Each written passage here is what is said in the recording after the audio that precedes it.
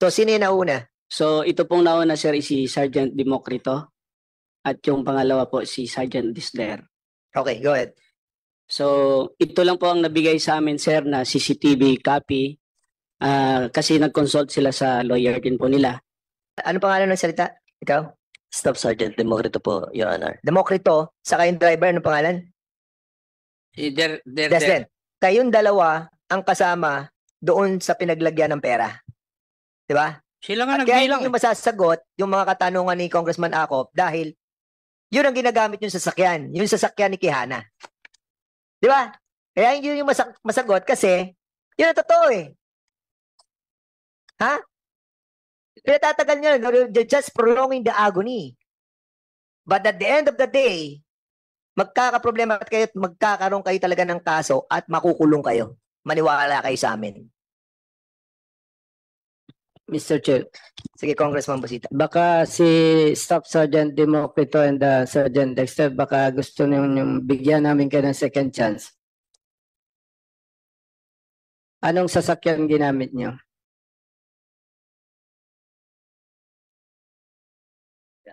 Anong sasakyan ginamit niyo? Hindi ko na po maalala, Your Honor. Sergeant Dexter.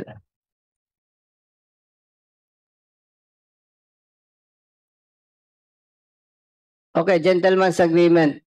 Pag na-prove namin na nagsisinungaling kayo, next hearing, first time niyo siguro makukulong dito sa Kongreso. Mr. Chair, thank you. And we will make it sure, no? If this, well, it's all allegation coming from us, but we are basing our allegation on the submitted documents to us, and then we will be deeply dig on this issue regarding that car that enter sa Espacio Hotel. At pag nalaman namin na sasakyan mo, Major Quijana, at kayong dalawa ang nakasakay doon, pagbalik nyo dito, we will be citing you in contempt. Mr. Chair, Sige, Congressman Nakop. I'll just add to the statement of the Honorable Busita. I will not agree na dito sila ikulong. Doon sa Quezon City Jail siguro sila ikukulong. That is also in accordance with our rules. Yeah. Now, do you have any other videos that have not yet been presented here?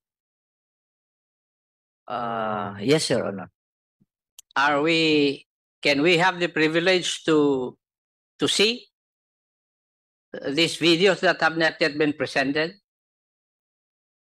Yes, Your Honor. So, Mr. Chair, That video is pertaining to what? The video showing personnel from DSOU entering the Espacio Hotel, particularly at the lobby, with baggages and the exit. And when they check out at that hotel. But can you see clearly the faces of those? Can Yes, Your Honor. we see it if the committee will allow it? So we will be allowing it to be shown. Kasi yan yung yes, we will be allowing it because that's precisely what we are discussing a while ago. No, they are denying that yun yung sasakyan. No, pero nakita natin yung si Democrito saka si Desden ba yun? Desden? Sila yung nakita doon. Yes, Your Honor. Okay, sige. Para lang ma-confirm na natin na talagang nanggaling sila doon. No? So we will be allowing the video presentation, no, with regards to sa well, kanina man inamin ni Democrito sa ni Desden na nandun sila. So we just wanted to see yung veracity ng inyong report kung talagang andun. Now, if we will be able to find out na nandun sila, well, our ano lang, yung isa sa mga objective namin is makita yung sasakyan, which in according to your testimony a while ago, hindi siya ganun kaklaro yung sasakyan. But there are ways to enhance that video. And there are another way to find out the route of that vehicle coming from the 1811 going to SPD or going to Espacio. Okay? So, alam na natin yung video. Panoodin natin. For the information of the body, Mr. Chair, we requested a copy of a CCTV to the Chief Operating Officer of ECC Building Management Incorporation, Bayani Road, Fort Bonifacio, Taguig City, in the person of Lawrence Bernes Papila. Yan sila. Tapos po. Paki-post nyo muna. So, sino yung nauna? So ito pong nauna, sir, is si Sergeant Democrito at yung pangalawa po si Sergeant Disler. Okay, go ahead. So ito lang po ang nabigay sa amin, sir, na CCTV copy kasi nag-consult sila sa lawyer din po nila. At yung log po ng hotel ay hindi po nabigay sa amin. So ito lang po, paki-play ulit, sir. So yan lang po ang portion, sir, na yan. More or less 10 o'clock in the evening of September 16 po. Okay. September 16, sir. Ito is Saturday, sir. September 16 yan. Yes, sir. Okay. After the... Wait. September 16 ng gabi? Yes po, sir. Yung video na yan? Yes po, sir. After the raid, sir. Kasi madaling araw po ng September 16. Hindi, sir. September 16, 12 o'clock yung operation eh. Yes, sir. So, gabi, sir, sila nag-check-in po sa Espacio Hotel. Before the operation. After the operation. Hindi, po, anong sir. nangyari dito?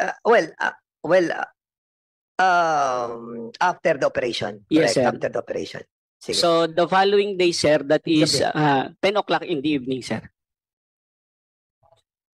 So ganito po, sir. September 16 po ng madaling araw yung operation nila, sir. So, that is Saturday po. So, 16 ng gabi, nag-check-in po sila dyan, sir. So, ito, sir, itong next video na ito, kinat na lang po namin ito. This is the following day, that is Sunday, September 17 ng gabi po.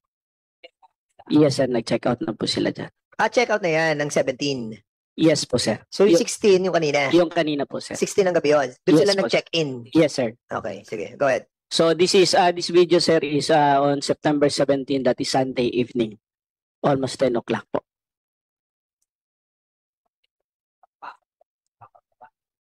Yes, sir. Ang unang-una po, sir, nakita natin nung pagpasok nila yung aside doon, sir, sa mga suot nila, yung mga bit-bit po nila, sir, is halos pareho lang.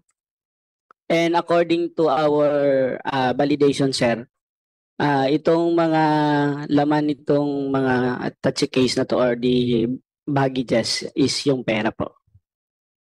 According to, sir, sa mga revelations po of the other members of the operating team that executed affidavit para mapaliwanagan, sir, ang investigation natin. Okay. Congressman Pop, sige. Why is there a need for them to check in sa kwan, hindi diretso sa headquarters nila? That question, sir, I cannot answer for myself. But based on, sir, sa validation, sir, ng mga reports na dumadating sa amin, mayroon pong nag-utos na hindi mo na iligay yung pera diretso sa DSOY office. Lang po na istorya.